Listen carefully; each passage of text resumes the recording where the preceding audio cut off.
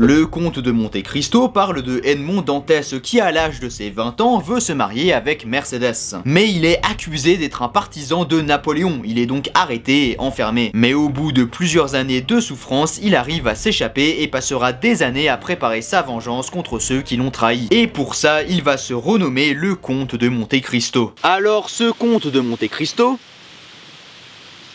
Ah oui, alors en fait je n'ai pas mon décor habituel parce que je suis en vacances. Mais du coup, à la place de vous proposer un fond vert dégueulasse comme je faisais avant, je vous propose la forêt.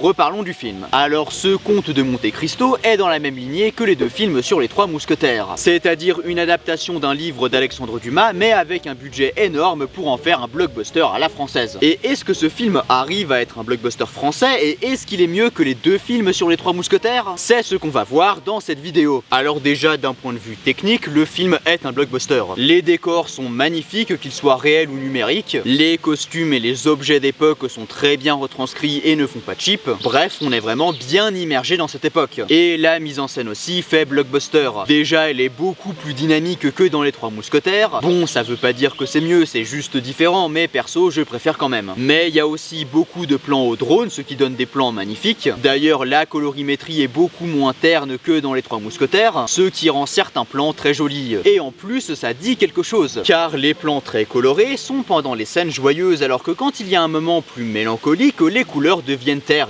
Et il y a aussi la lumière qui fait ça. Certains endroits qu'on voit sont éclairés avec une lumière magnifique pour montrer la joie et la naïveté, alors que d'autres sont très sombres, notamment la salle où Edmond prépare ses plans pour montrer sa froideur et à quel point c'est un Dark Sasuke. Et la musique épique et marquante renforce aussi le côté sombre du personnage. D'ailleurs, Pierre Ninet joue très bien Edmond et m'a fait ressentir de l'empathie pour lui au début, ce qui m'a donné encore plus envie de le voir se venger. Et cette vengeance, c'est la thématique principale du film. On va voir Edmond préparer son plan dans les moindres détails et c'est très satisfaisant de le voir à exécution, mais à la fin, attention spoiler, il ne tue pas son ennemi. Alors on peut trouver ça frustrant, mais ça a un sens, car Edmond est rongé par la haine et n'est plus lui-même. Il est d'ailleurs prêt à séparer des amoureux pour arriver à ses fins. Ce que ses ennemis lui avaient fait, il devient donc comme ses ennemis. Et grâce à Mercedes, il ne va pas tuer son ennemi, ni même séparer les deux amoureux pour sa vengeance. Car s'il avait fait ça, il n'aurait pas valu mieux que ses ennemis qui ont détruit des vies pour arriver à leur fin. Mais il y a aussi une thématique sur l'argent qui peut être utilisée pour faire le bien ou le mal. Et c'est aussi dit que celui qui possède le plus d'argent possède le monde et que c'est donc important d'utiliser l'argent pour la bonne cause et pas pour se venger. Mais il y a aussi une thématique sur la connaissance qui est une arme, mais c'est pas beaucoup exploité dans le film. Donc avec tout ça, je peux affirmer que le comte de Monte Cristo est un bon film avec un personnage qu'on a envie de voir évoluer et un bon blockbuster français, qui est épique notamment avec la musique ou bien avec des scènes comme celle du tribunal qui m'a donné des frissons. Et avec le duel final, d'ailleurs il se rapproche beaucoup du duel de Dune 2. Il n'y a pas de musique, c'est filmé très simplement, mais ça le fait paraître plus réel, ce qui crée de la tension vu que dans la réalité, on peut mourir très facilement. Mais il y a aussi les moments où Edmond répète à ses ennemis ce que ses ennemis lui avaient dit quand il était faible, ce qui m'a donné des frissons. On se serait cru dans un edit.